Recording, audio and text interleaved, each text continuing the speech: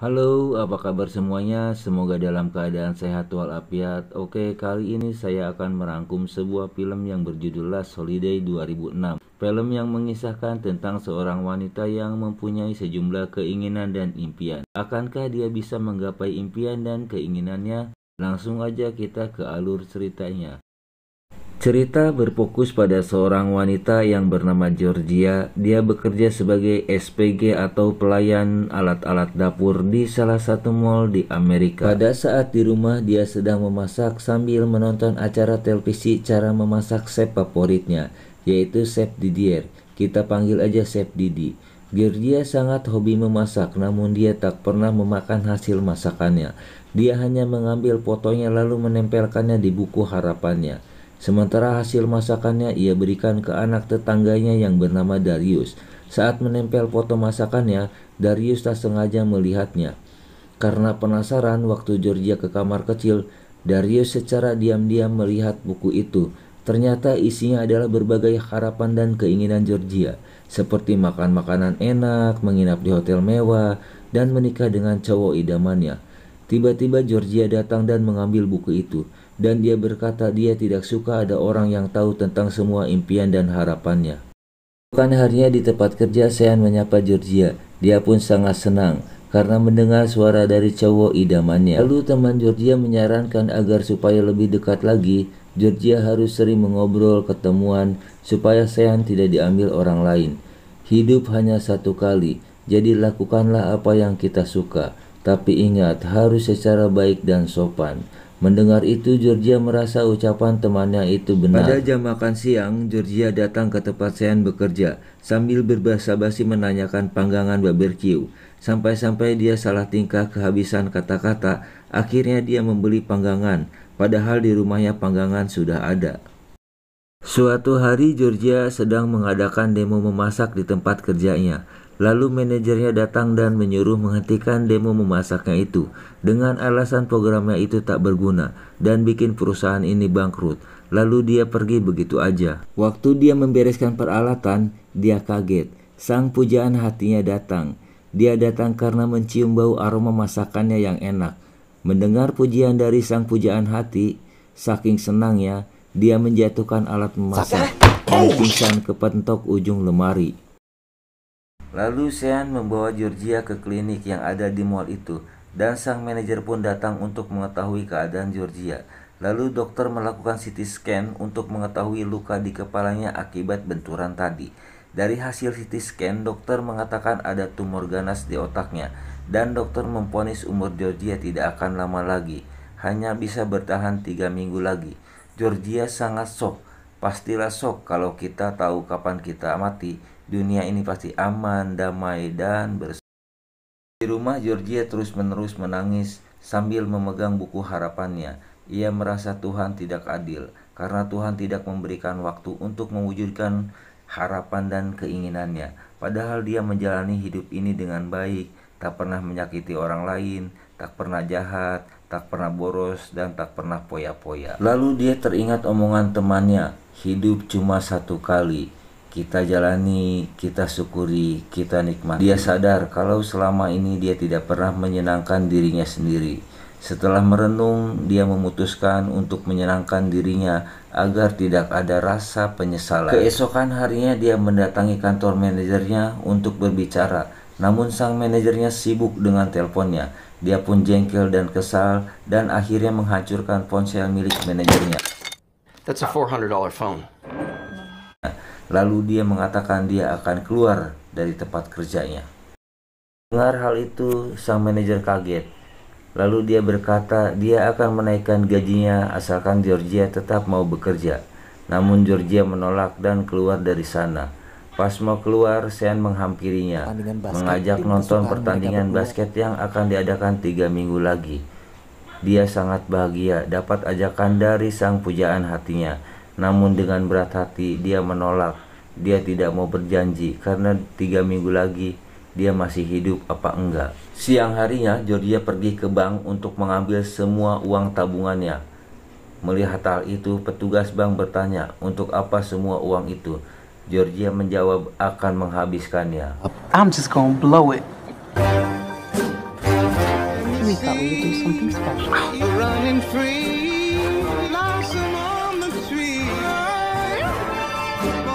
Georgia pun pergi ke tempat impiannya di Ceko. Sesampainya di bandara, dia menunggu taksi kelamaan, lalu memutuskan untuk sewa helikopter untuk sampai ke tempat impiannya, hotel mewah di Ceko.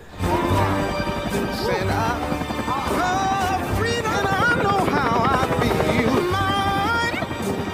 That's the port. That's the hotel I'm going to. Di hotel untuk pertama kali dalam hidupnya, dia kagum dengan kemewahan hotel itu dan bertemu dengan orang-orang kaya dari berbagai negara. Lalu dia memesan kamar kelas 1 seharga $4.000, kurang lebih 65 juta per malam.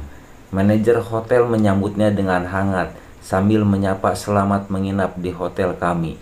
Para pelayan dan karyawan akan berusaha melayaninya sebagai tamu istimewa. Tanpa sengaja dia melihat pemilik tempat dia bekerja, yaitu Gregan, dan selingkuhannya yang menginap di hotel itu. Selesai membawa barang-barangnya ke kamar, dia ngasih tip ke pelayan. Karena dia tidak tahu uang Ceko itu berapa dolar, dia memberikan semua uang Ceko yang ada di tangannya. Esok hari, dia mampir ke toko baju mahal, dan dia meminta ke pelayan untuk mencarikan baju yang cocok untuk dia makan malam nanti. Give my money. Di restoran hotel, dia melihat nama chef favoritnya di buku menu. Lalu dia memesan semua menu spesial di restoran itu. Di dapur, chef Didi merasa tersanjung dan langsung menemui Georgia untuk menyapanya. Sedang mengadakan pertemuan dengan 3 anggota DPR Amerika. Dia berniat untuk menyuap agar bisnis barunya lancar. Bikin iri melihat chef itu malah memilih menemui Georgia. Padahal dia temu yang lebih penting. Pas mau minum, tak sengaja pelayan menumpahkan air ke tangan Gregan. Lalu Gregan memanggil manajer hotel, menyuruhnya memecat pelayan itu. Dia dari dulu ingin tahu yang namanya main ski. Hari ini impiannya terwujud. Pas pelatih lagi ngajarin, dia meluncur ke tempat ski profesional. Dia terus meluncur dan melewati Gregan yang saat itu sama main ski juga. Gregan penasaran lalu mengejar Georgia. No, slow down!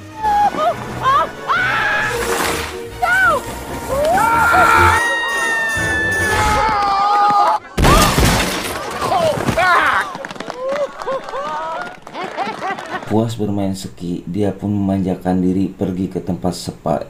Di sana dia merasakan pijatan di hotel mewah. Namun tiba-tiba mendengar pelayan dimaki-maki karena pijatannya terlalu kasar. Georgia yang kasihan, lalu dia menghampiri Brent dan menegurnya jangan berkata kasar dan harus bisa menghargai orang lain. Mendengar teguran itu, Brent hanya terdiam dan pelayan pun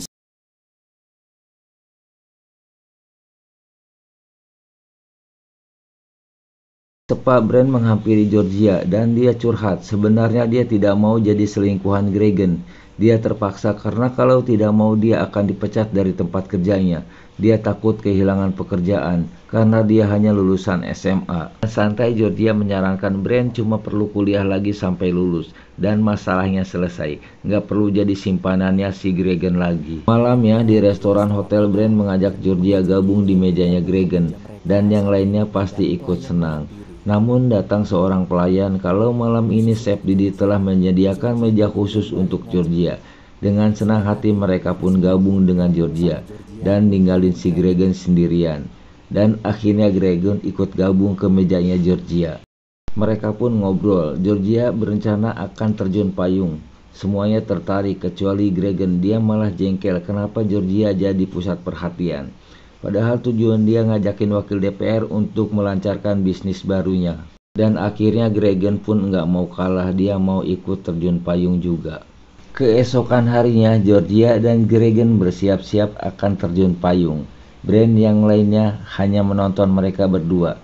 Gregan yang ketakutan nyuruh Georgia terjun duluan. Wow, perfect. Georgia berhasil mendarat dengan selamat. Lalu pas giliran Gregan, dia nanya sama pelatihnya, apa ada yang pernah mati terjun dari sini? Pelatih menjawab, sangat banyak. Gregan langsung gemetar dan berteriak dia tidak jadi terjun, dengan alasan karena parasutnya rusak. Dari kejadian itu, Gregan merasa Georgia telah mempermalukan dirinya. Di hotel, Gregan membayar seorang pelayan untuk mencari tahu siapa sebenarnya Georgia. Malam harinya di kasino, meski ini baru pertama kalinya dia main judi, Georgia bisa menang dengan mudahnya. Bahkan Brand dan yang lainnya ikut-ikutan masang sama dengan Georgia. Come over here and get some of this luck. Step. No more bets. Here we go. 17.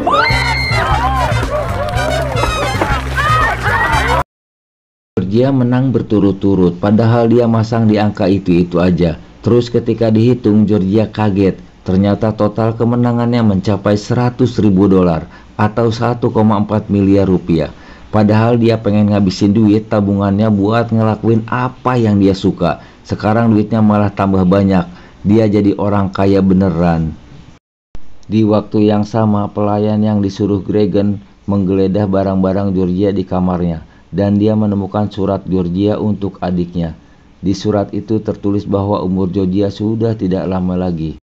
Membaca surat itu, si pelayan jadi nggak tega. Semenjak kehadirannya di hotel, semua pelayan hotel senang karena kebaikannya telah mewarnai hotel itu. Dia tak tega kalau Gregan menyakiti. Paginya si pelayan mengembalikan uang Gregan kemarin dan dia berkata dia tidak mau ikut campur dengan urusan Gregan dan dia menyuruh Gregan jangan mengganggu Georgia karena dia orang yang baik. Gregan malah tambah penasaran siapa sebenarnya Georgia. Esok malamnya Georgia diundang ke dapur oleh Chef Didi. Dia sangat bahagia. Dulu dia cuma bisa mengaguminya di TV. Sekarang masak bareng dengan chef favoritnya.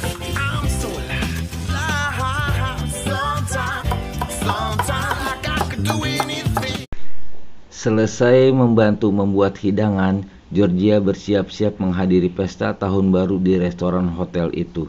Ketika bercermin, dia merasa sedih. Kenapa semua impiannya baru terwujud saat dia mau meninggal? Hidup benar-benar terasa tidak adil. Waktu sedang menikmati makan malam, Gregan mengatakan kalau dia tahu siapa Georgia sebenarnya. Karena dia sudah menyuruh asistennya di Amerika untuk mencari informasi tentang Georgia. Ternyata Georgia hanyalah sales peralatan dapur di perusahaannya. Ia tak sekaya dan tak sepintar yang mereka pikirkan. Mendengar ucapan Gregan, Georgia akhirnya berterus terang semua rahasianya di hadapan mereka. Georgia mengatakan umur dia tidak akan lama lagi. Karena itulah Georgia menggunakan semua uang tabungannya untuk melakukan semua yang dia sukai tanpa ada rasa takut kehabisan uang. Selama mengenal mereka, Georgia tak pernah mengatakan kalau dia orang kaya. Dari awal dia tak berharap ingin dihormati atau dianggap orang penting. Meski begitu, dia tetap bahagia. Sisa hidupnya dia tidak peduli tanggapan orang lain. Yang terpenting buat dia bisa menikmati hidup tanpa ada rasa penyesalan. Dengan sopan, Georgia pamit pergi dari sana. Para DPR pun kecewa melihat sikap Gregan tadi. Dan Brand yang muak memberanikan diri memutuskan hubungannya dengan Gregan.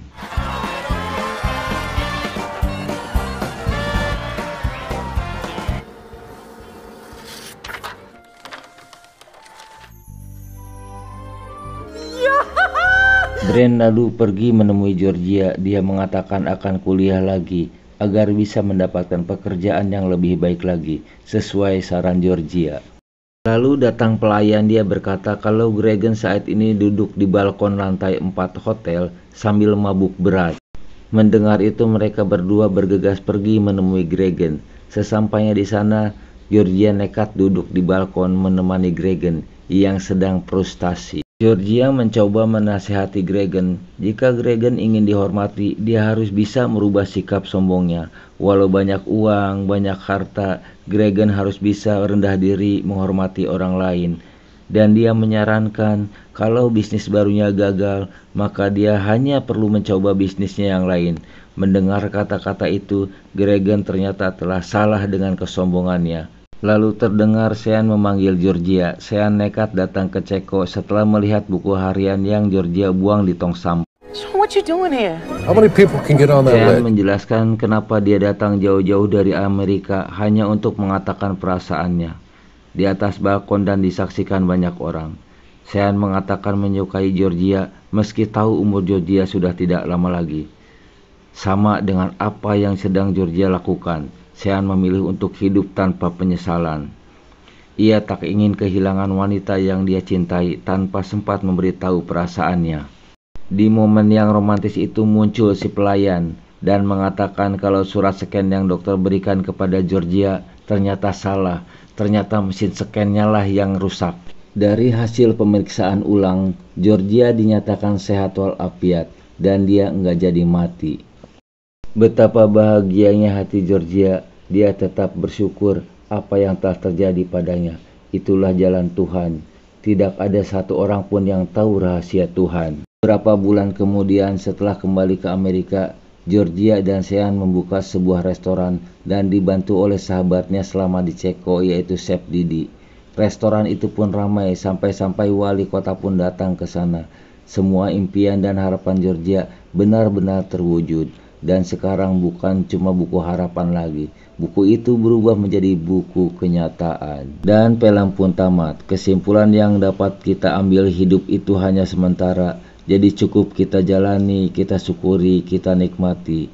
Jangan pernah sombong, harus bisa menghormati orang lain.